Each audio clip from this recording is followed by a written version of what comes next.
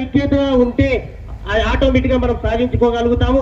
మా కాంగ్రెస్ పార్టీ తరఫు నుంచి రేవంత్ రెడ్డి గారు చాలా నిశ్చితంతో ఆయన బిల్లు పాస్ చేయడం జరిగింది. దానికి మీరందరూ సపోర్ట్ చేయాలి. ఎక్కడ లోపం ఉన్నదని మీరు గ్రహించి దాని లోపాన్ని సరి చేసుకుందాం. అంతేగాని ఒకరి మీద ఒకరు చల్లాల్సిన అవసరం లేదు.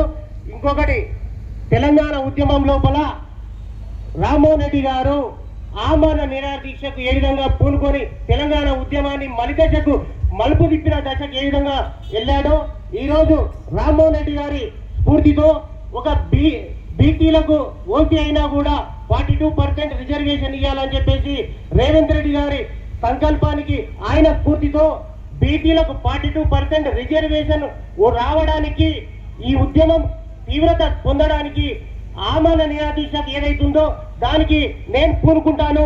మీరందరూ సహకరించండి. బీపీలు అయినా కూడా మీకోసం నేను ఆమరణ నిరాహార దీక్ష పూనుకోవడానికి రెడీ ఉన్నాను. సమయం వేదిక మీరు ప్రకటించండి. మీ తరపు నుంచి నేనుంటాను. నాతో పాటు మీరు కూడా కలిసిండి. బీపీల ఉద్యమాన్ని తీవ్రతరం చేయడం లోపల మీరందరూ మనమందరం భాగస్వాములై 42% రిజర్వేషన్ సాధించుకుందామంటని అందరికి తెలియజేసుకుంటూ